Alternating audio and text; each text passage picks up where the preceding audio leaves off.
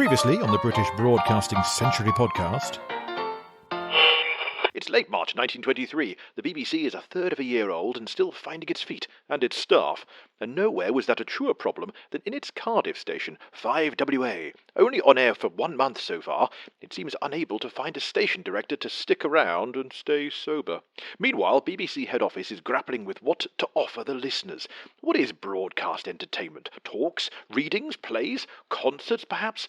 And of what quality and ambition, highbrow or lowbrow? Well, one man reckons he has the answers. The Cardiff 5WA station may have found its new boss, and Reith may have met his match. This time, Major Arthur Corbett-Smith. A one-of-a-kind radio maverick. He was recently the star character in a radio sitcom by Gareth Gwynn. And we speak to Gareth about what Corbett-Smith offered that other BBC pioneers lacked and were alarmed by in Corbett-Smith's bizarre manner. He is a fascinating man. I have to say, I'm fascinated by Major Corbett-Smith. And Dr. Andrea Smith, perhaps no relation to Corbett-Smith, of the University of Suffolk. She's our resident radio Shakespeare expert, and she tells us all about Arthur Corbett-Smith's bold plans to bring the complete works of the Bard to the Welsh wireless. Journey with us then to spring 1923 and meet a true original of British broadcasting here on the British Broadcasting Century. Hello, this is Paul Carenza calling. This is London Calling. Hello, welcome to episode 68 of the British Broadcasting Century. I'm Paul Carenza. Hope you enjoyed our special on coronation broadcasts. Well, now we have a third coronation to add to that list, but we'll leave that to a future historian to tell that one. But it sparked a question from listener Neil Jackson. He asked on our Facebook page, when did it become the norm to close down with the national anthem? Which still goes on today, of course. TV may now be 24-hour, but Radio 4, that does still close down with the national anthem after the shipping forecast. You can tune in every night about 1 o'clock in the morning and hear that. But when did it begin? Well, Neil suggests, I get the impression 2LO and the other early BBC stations didn't do it, at least not to begin with. Maybe it dates from the start of the corporation. Well, no, in fact, it came in very early, within the first few weeks of the BBC. Thursday, 16th of November on 2ZY Manchester, the national anthem was played on the BBC for the first time. That's day 2 of the BBC in Manchester, and day 3 of the BBC in total. It's not quite known why it didn't appear again until the 2nd of December on 2ZY Manchester, and then London's first airing, Wednesday the 27th of December, is when God Save the King was next played. Then there's a 2-day gap, and on the 30th of December, 2LO plays it again. That's the day that John Reith arrives. Maybe he insisted on it. The national anthem is not mentioned in the listings again for another month, pretty much, till January the 25th, 1923. God Save the King is mentioned once again. That, by chance, is the Burns Night broadcast, the first outside broadcast speech, a toast to Robbie Burns. So is it appropriate then for that night to end with God Save the King? It's actually listed then every night that I can see after that, so it seems to have been a nightly fixture from January the 25th, 1923. Arguably adding the national anthem to the end of the programming each day is a sort of a formation of the public service. An idea, we've tried this earlier, let's make it a nightly fixture from now on. I hope that answers your question, Neil. Great question. Other queries, welcome to paul@paulcarenza.com. In our last proper episode before the coronation special, we'd reached March 1923 and we were talking all about various public service offerings that had reached the air at this point. Joining news, we had the first daily weather reports and SOS messages. And here's one we left out, actually. We could have mentioned the time signal was starting to come in at this point. Not the pips, that would be the following year. But by March 1923, the Manchester and the Cardiff stations were sending out radio broadcasts that you could set your clock by. This is from Wireless Weekly magazine, 11th of April, 1923. In addition to the regular broadcasting programme, which has been successfully carried on for some time at the Manchester station, we learn that a new feature is being tried. The well-known Paris time signals, transmitted by means of the spark system from the Eiffel Tower, Paris, at 10:44 p.m, are received upon a separate aerial at the Manchester station, and by means of special apparatus are made to operate the CW transmitting set, so that the actual time signals are retransmitted upon the broadcasting wavelength. The time involved is estimated to be about 1/300th of a second only. So there you go. Manchester was broadcasting the exact time live from Paris, a fraction of a second late. Thanks to our newspaper detective Andrew Barker for these excerpts from the newspapers of the time. As for Cardiff, they were doing similar. The Western Mail reported on the 5th of April, 1923. In connection with the recent experiment of the Manchester station of receiving and broadcasting the Eiffel Tower time signal at 10:44 p.m. every day, it's of interest to note that for some time past, the Cardiff station has been transmitting Greenwich time at 9 p.m. and 10 p.m. daily, programme permitting. Quite a number of people who have called at the concert room have said that they timed their watches and clocks by these signals. Pips would follow, and of course, we'll do a podcast all about that. But that Cardiff station there, it needs a new boss. So, March 26th, 1923, the same day as the first daily weather report, enter Major Arthur Corbett-Smith. I am imbued with the highest sense of public duty, and what greater calling could there be than broadcasting?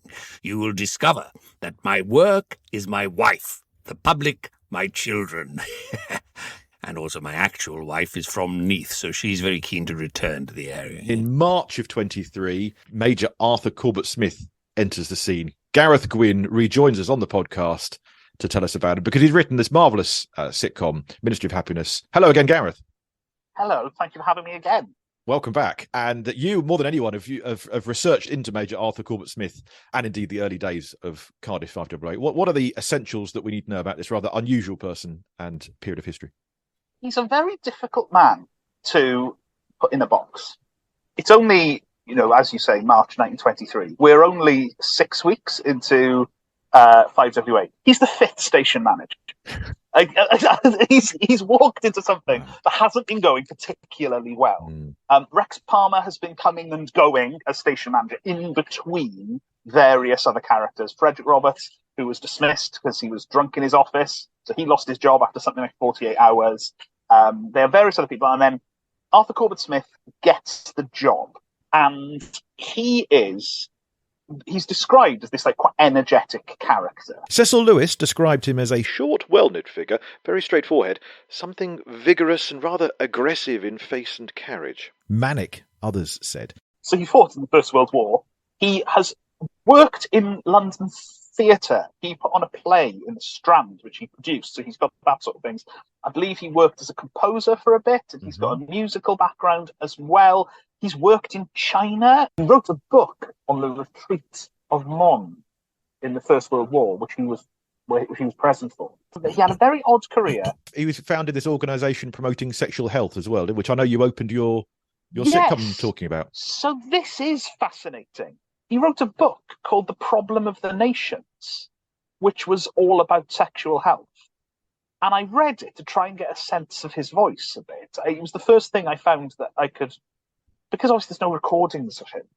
It was the first thing I read to just go, well, what did he sound like, and how would he come across? And it was the first time I got the sense of he sounds like a P.G. Wodehouse character. A lot of what I hear about him, he reminds me of Smith in the P.G. Wodehouse books. This quite self-aggrandizing character that he's sort of sexual health, I'm going to solve this problem. And he sort of barges in and writes the book that's going to solve it. Yeah. And the book is incredibly odd because it talks about the science, and he's got this attitude of, as I'm not a scientist, I will bring worldly wisdom to this problem, is his sort of tone. And you read the book, and then the final chapter is written in the form of a letter to his godson, providing advice in this particular field, which is the oddest way to end a book. And I don't know I think the idea is this is how you should attempt to have this conversation with younger people. But it's the strangest chapter of a book I think I've ever read. I'll bear that in mind with my son. That's good to know. I'll just quote it verbatim. It's very peculiar. It's this long, meandering letter to a godson, all written with a very much a sort of nudge, nudge, wink, wink angle to it, as it just goes on and on. But and that's online, and that was my first thing I really read by him. He sees himself, I get the impression, as someone who's going to come to 5WA and let everybody know about this. He also sees radio, and this is what I find very interesting about him.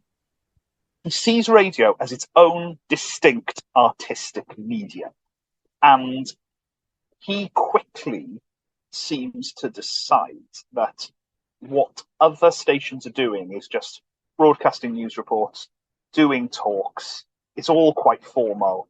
And all the moves that Arthur Corbett-Smith seems to make are to try and just make it all a little bit more relaxed. So one of the things is that he renames talks on 5WA to chats. He thinks that's quite an important thing in terms of like what people can expect from the station. He renames Children's Hour to Hour of the Kiddywinks and all these sort of things. It doesn't quite fit in. But in his time that he's there, he's trying to shake things up. And what I find interesting about him is that the way he talks about radio, I think he'd be much happier working in radio today. Right, okay. Because the way that he talks about radio be in this slightly more relaxed manner and as its own artistic medium, as I say, not just sticking a microphone in the corner and broadcasting whatever play is being performed, actually commissioning plays for the wireless as in. I think he would be more comfortable today. He wrote in the Western Mail, "You must not think we are highbrows. If we have not given you enough funny stuff, it's simply because we cannot put our hands on the people." And yet his aims were clearly for high art. 5WA may be the first radio station in Britain, if not the world, to treat radio as its own distinct artistic medium. It has become a home for the true creative, and we've developed a genuine bond with our audience far beyond what your company could have ever imagined. He was artistic, he was ambitious. In time, he wanted to bring Shakespeare and symphonies to the people of South Wales. I have to say, I'm fascinated by Major Corbett-Smith. The expert on Shakespeare-on-the-air is Dr. Andrea Smith of the University of Suffolk. Bit of an eccentric, I think is fair to say. Very much interested in drama. He was the one, if anyone wanted to do the full canon, it was him. In 1923-24, he does make a launch to do the full canon, one play once a fortnight for months this goes on. I've forgotten how many he did in total. It's about 20, I think.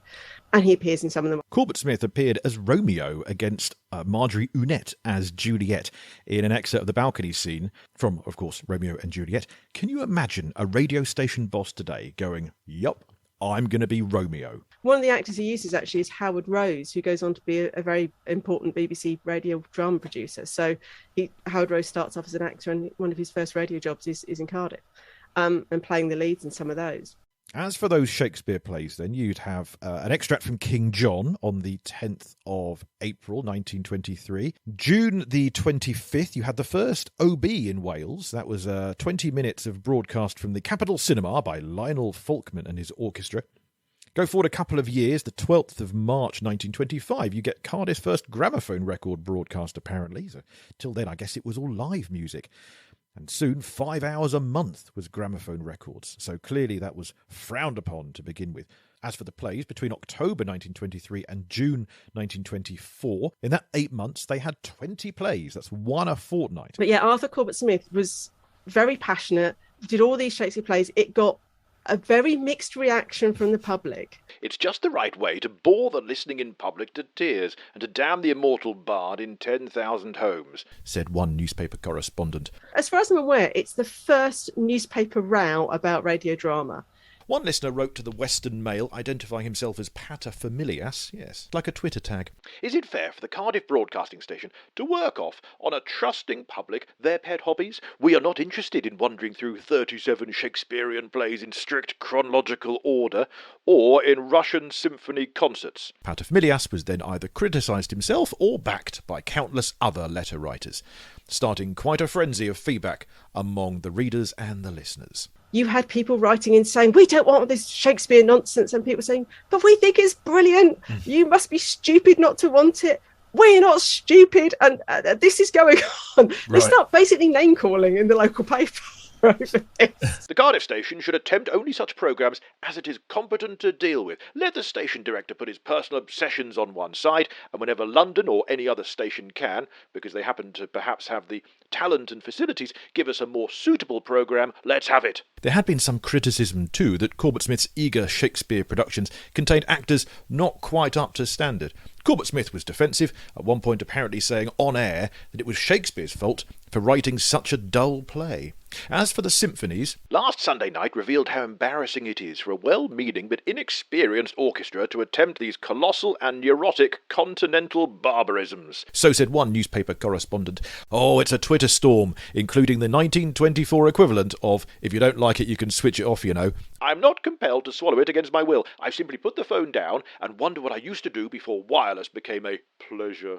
And in the end, Corbett-Smith is giving a talk somewhere, and he says, look, you know, we're not being highbrows. This is not about highbrow. We just want to bring you beautiful poetry and beautiful music. And I thought that, for me, really sums up what Shakespeare should be about. It shouldn't be about this is a highbrow thing just for highbrows to listen to. It should be beautiful poetry, beautiful music. And for my money, Shakespeare should be entertainment.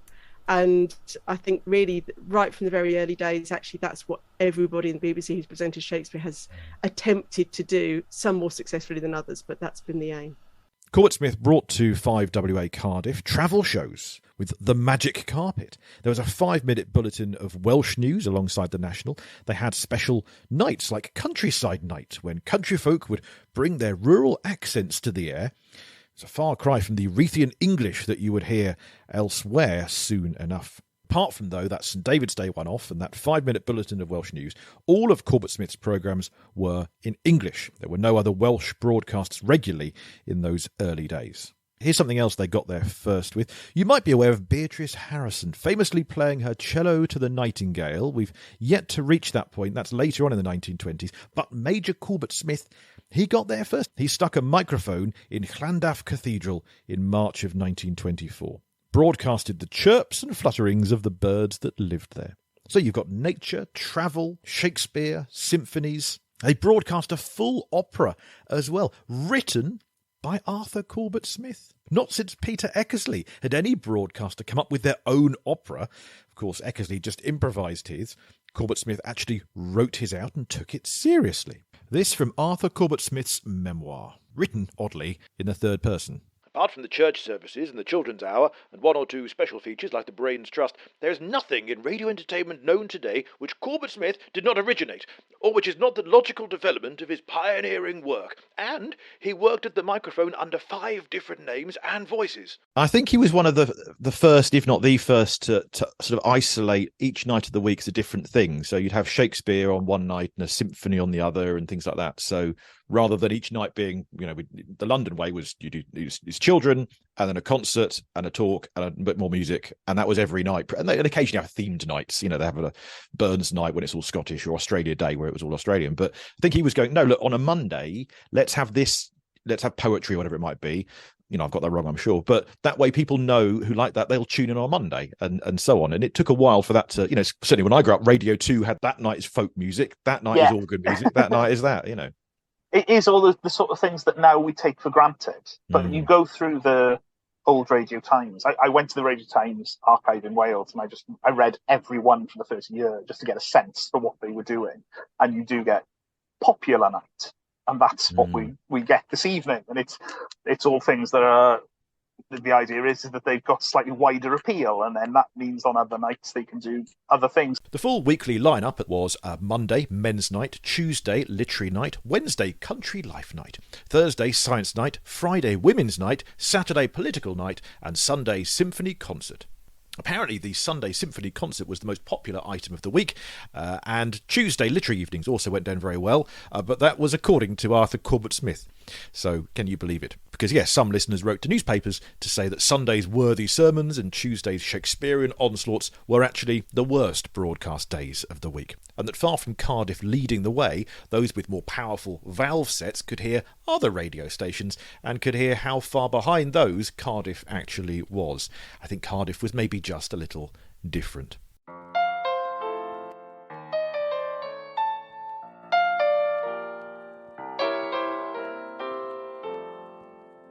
So he left the BBC, and he seems to have written 2 books about his time at the BBC.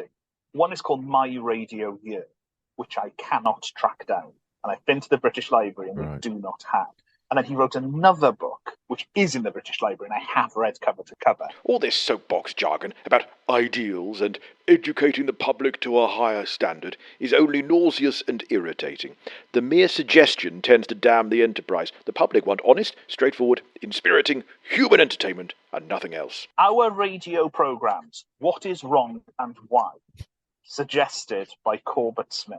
Nice. If the BBC cannot present beauty and noble ideas in such form and refuse to learn how to do so, they should, in the national interest, make room for an organisation that has the power and the knowledge. And lines like, every single radio programme should be built and presented as to form a perfect fusion of art, education and popular entertainment. And I think it's really interesting because obviously you've got the Reithian values of inform, educate and entertain, and they feel like they shouldn't be miles apart. But Arthur Corbett-Smith's got this idea of like every programme has this holistic, every programme should be its own piece of art that entertains. Merely to transplant the lecture room or the concert hall or the stage to the broadcasting studio is to court disaster, or at least to fall short of success. That is a reproduction, and here again the BBC is at fault. Any skillful student can go to the National Gallery and copy the pictures there on the walls. The BBC are admirable students and copyists, but we do not want copies. We want originals. We do not want students. We want masters. What I find particularly interesting about him is that he's only in charge of 5WA for about a year, I think just over a year. And there is an implication in everything that I've read that he is slightly shuffled out of the BBC.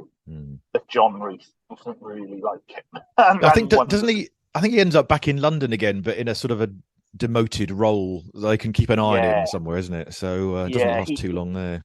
He ends up in a role which is called intelligence, which appears to be some sort of audience research department. Dead radio is swiftly losing all its original attraction as a novelty. We used to listen, but we have long given it up. And run by children for children, they say. There may be a steady yearly increase in the number of licenses issued, but that is no guide to success. The BBC was the result of private enterprise. Half a dozen men sitting around a table and a small office on loan to start with. Those men were all men of note in commerce and industry, engaged in the manufacture or sale of radio apparatus. Their interests were wholly industrial or commercial. They began the creation of a great machine. They created that machine, and a machine it remains, a machine without a soul. And that is what is wrong with the BBC.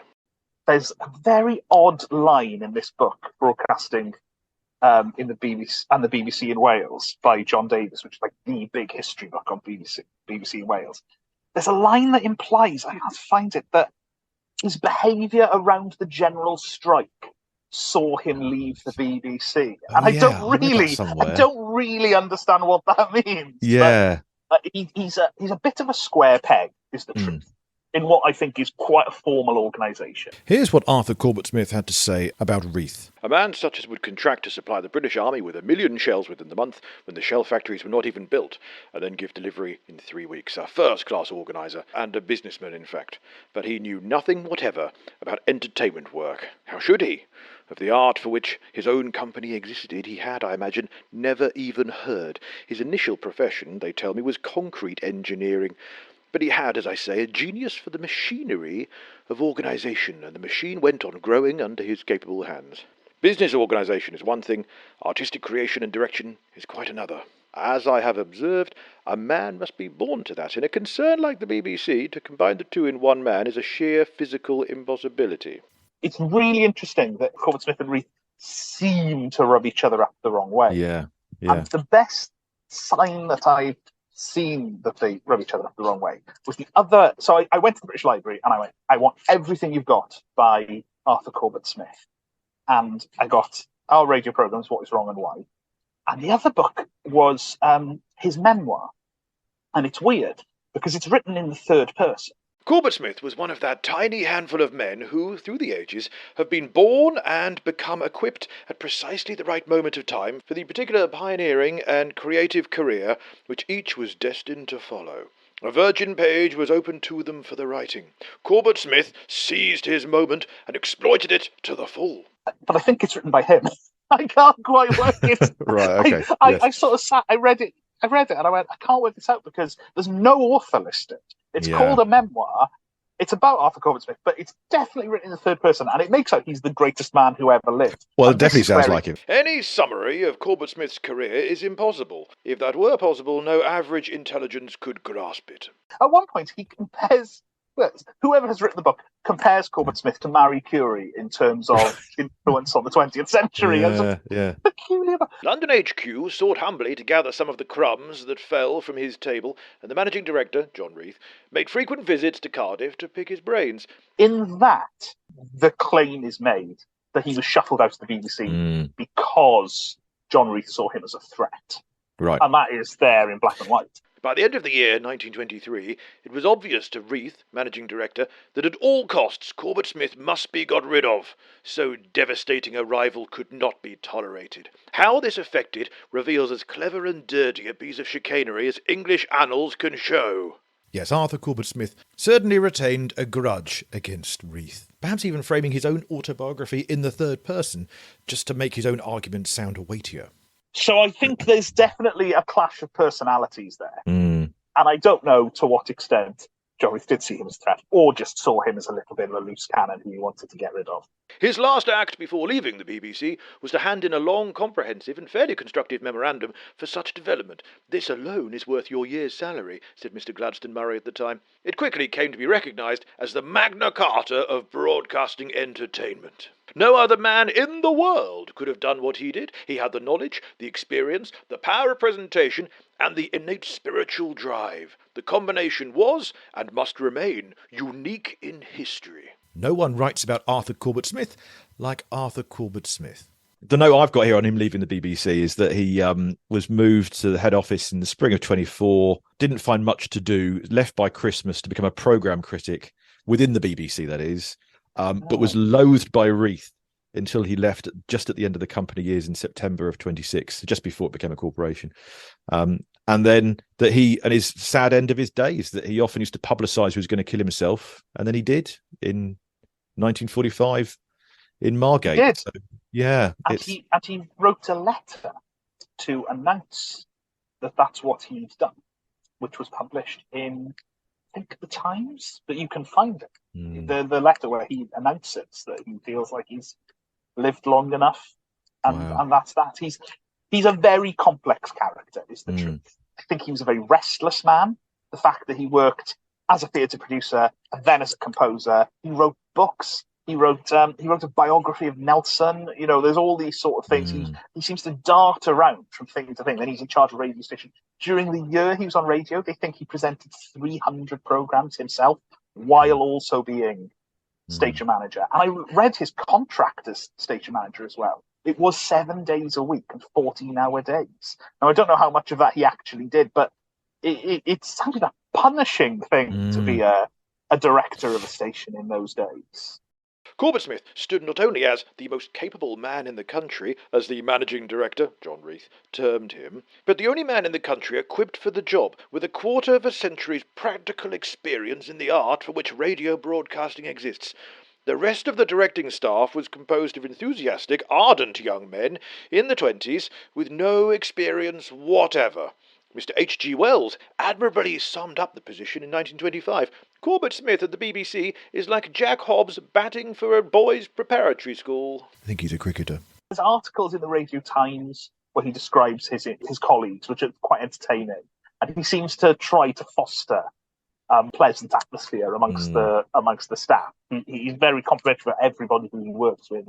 He complimented his Cardiff colleagues, but he had less generous words in his memoir for the London staff, dismissing almost everyone as inexperienced. If you've been paying attention on this podcast, you'll know who he's talking about. Director of programmes. He was an enthusiast on the technical side. Arthur Corbett-Smith's views on another Arthur Burrows. Well known during the German War and a capable journalist. But again, art and entertainment were quite outside his ken. As to Cecil Lewis, the Deputy Director of Programmes. Well, another firm appointed an organiser of programmes, a young flying officer, lately returned from trying to teach the Chinese something of the science of flying. He, too, very naturally knew nothing of Enlightenment work. But as a young man of rare push and go, he was most useful in the development of the machine he at least created. As to the eventual Deputy Director General, Admiral Carpendale. a retired admiral of the Royal Navy. He too had no knowledge of entertainment work, and as a senior naval officer, his outlook on the subject may readily be gauged. Other senior members of the artistic staff included a young enthusiast newly come from the Royal College of Music,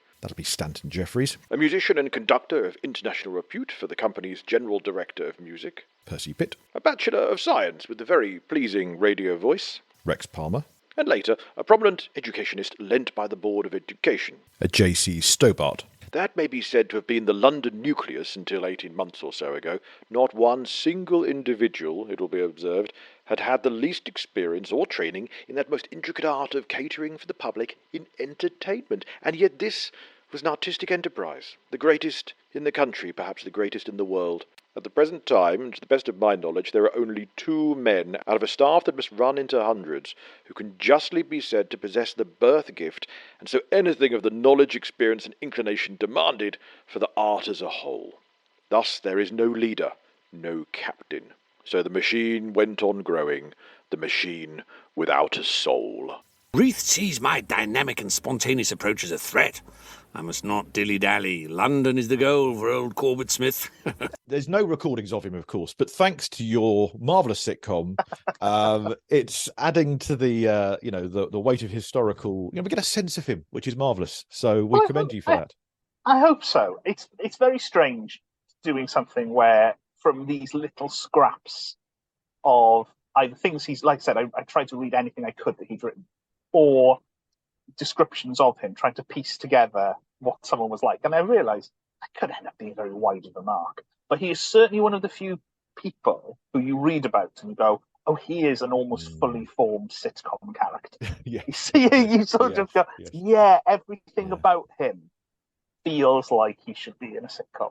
Yeah. So I've done that at least, even if it ends up being wide of the mark. We'll never know. He's one of a kind, certainly. He certainly is. He is. There you are. Wonderful. Well, thank you. Well, and your sitcom is Ministry of Happiness, which by the time this podcast airs will probably have fallen off BBC Sounds, but you never know. It might. You never know. I know. I was wondering that. We plant that so that I'm sure it's out there. If people look hard enough, hidden in have a look. the BBC's dark web that I'm sure exists somewhere.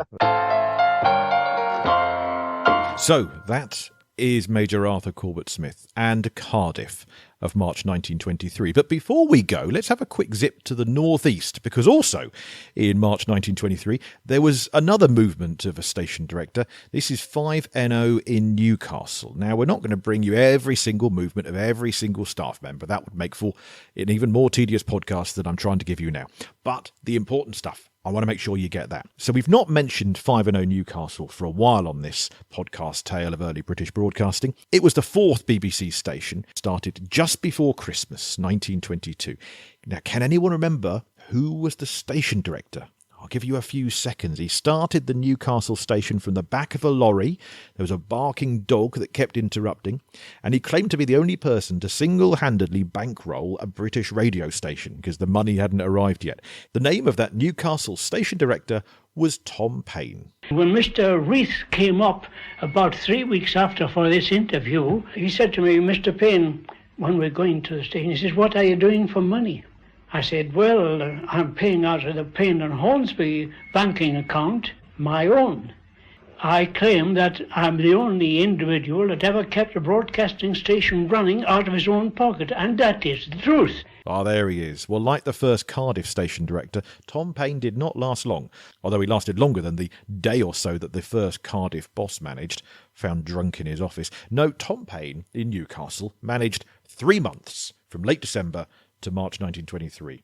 Turns out that Burroughs and Reith thought he wasn't quite the right fit for the BBC, and I think he sensed that ill feeling, and off he went. He was replaced then temporarily by Captain Cecil Lewis. This from Popular Wireless magazine. Captain Lewis tells me that although he has a large and appreciative audience in the Newcastle area, it is a curiously silent one. He believes that it is due to the fact that the northerner is naturally less inclined to enthuse. He goes on to say that he finds this very particularly with the children, and that only one will write to him where dozens would in London. So that's from Popular Wireless magazine, but elsewhere in Cecil Lewis's book Broadcasting from Within, he actually says the Newcastle listeners were a little too vocal in their responses sometimes. Here are his rather rude words about Newcastle locals. The area is not an easy one to cater for. It contains a large industrial and mining population, and these folk are outspoken, as is the wont of the people in the north. Moreover, the area is not so rich as some others in native talent. This increases enormously the difficulty of compiling high-class programmes. Cheeky so-and-so, no wonder they're outspoken. Sir Cecil Lewis there is just a stand-in station director at Newcastle 5NO until they could initiate Bertram Fryer into the mysteries of running a broadcasting station. Yes, so Bertram Fryer, he was the replacement station boss to come up there. He was from the theatre, a showman, but rather clueless as to running a radio station. Willing to learn, though, and Newcastle thrived under Bertram Fryer's command. Like other station directors, Bertram Fryer went on the air in the children's hour, confusingly called Uncle Jack. He was ably supported by Uncle Will Simpson and Uncle Nick, properly known as Colonel Milliken. I wonder if it's any relation to Sarah Milliken, another Geordie star who's been on the BBC, of course. Well, Colonel Milliken was actually head glooper, and the gloopers were basically the club of children's listeners. We'll do another episode when we get to summer 1923, all about the early radio circle and kids' clubs that popped up all around the provincial station's children's hours. But 5NO Newcastle's kids' club was called the Gloopers. Bertram Fryer was a popular station boss. When he left Newcastle to set up the Bournemouth station, he was replaced by a somewhat shy and retiring journalist. E.L. Oddams became the new station boss. I think Oddams was related to John Reith's wife's family, in fact. But as for that old boss in Newcastle, Bertram Fryer was given such a great send-off when he left for Bournemouth that, in fact, many Geordies started tuning in to the Bournemouth station, if they could, to still hear him. This from Cecil Lewis's 1924 book that we're reading on Patreon right now, Broadcasting from Within. Newcastle listeners say they can still hear his voice and cheerful manner just as clearly from Bournemouth as they could when he was in Newcastle. They feel that in this way they can still keep in touch with him, and I believe his departure from Newcastle sent the sale of valve sets sky high, because so many people regretted his going. They added valves to their sets so as not to lose him. If this is the case, we shall have to move all the station directors about the country periodically to increase the sale of expensive apparatus. Lastly, while we're in Newcastle, an email we've had from a listener whose wife's relative was one of the early performers on Newcastle 5NO. This is from Robert Oxlade. Hi, Robert. He says, my wife's grandmother was a singer in the early days of the Beeb at Newcastle 5NO. Apparently, she had to sit on a wheeled stool when singing and be wheeled backwards from a huge meat-safe microphone as she hit the big notes. Good idea. Use that sort of wheelchair and you can have someone to pull them back every time they hit a big note. He says, I've forgotten her first name, possibly Elsie, but Go Lightly was her surname. Well, yes, Robert, I've had a look in the old listings. Elsie Go Lightly was her name. First performance, 10th of Feb 1923 on 5NO Newcastle. Again on the 28th of April 1923, and throughout the early 20s there, she mostly sang with Tom Go Lightly. And Robert adds in his email, Tom was Elsie's father, my wife's great-grandfather. We have a picture of him hanging on our staircase wall. Tom was a Freemason who could not only play the saw, but the violin as well. Well, thank you, Robert. He also turned out had a great baritone voice because he was very popular on the early Beeb. Elsie and Tom Go Lightly, daughter and father, regulars on 5NO until November 1928, it turns out, when Tom's name vanishes from the listings, bless him, and Elsie then sings solo throughout the 1930s. Thank you, Robert. Much appreciated. If you'd like to send me an email, paul@paulcarenza is the email address. Do get in touch. And thank you, Dr. Andrea Smith and Gareth Gwynn, for the interviews this episode and your insights on Major Arthur Corbett-Smith. Andrea will return in a few episodes' time as we reach the Shakespeare's birthday broadcasts of 1923. And on that episode, we'll tell you our latest findings about the first radio drama on the Beeb. There are some lovely surprises in store on that episode. Next time, well, we've hired Arthur Corbett-Smith for Cardiff. Let's hire somebody else, shall we? BBC HQ in April 23 welcomed Ella Fitzgerald. Not that one. She's put in charge of Children's Hour and women's programmes.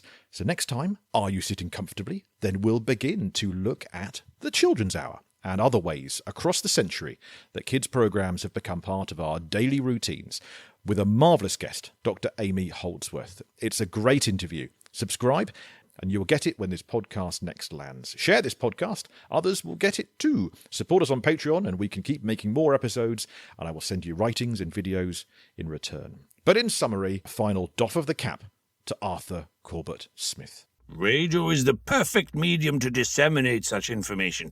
I understand your concern as to whether the radiards might be ready for such conversation. The who? Radiards. Those of us who have invested in a wireless set. That's what I propose we call them. Radiards. Fascinating. Here in the British Broadcasting Company, we call them listeners in. That excerpt of The Ministry of Happiness is courtesy of Mighty Bunny Productions, writer Gareth Gwynn, and the BBC. BBC content is used with kind permission. BBC copyright content reproduced courtesy of the British Broadcasting Corporation. All rights reserved. The British Broadcasting Century is presented and produced by me, Paul Carenza. Original music is by Will Farmer. Unoriginal music is by Copycats. And Aboriginal music is by the Indigenous peoples of Australia. But that's not relevant right now. Ah, well, it's good to stay informed, educated and entertained. And that's all we strive to do here on this mammoth project, charting the history of British broadcasting. So join us next time for Children's Hour and its descendants, here on the British Broadcasting Century. Goodbye, comradios, and good night, children, everywhere.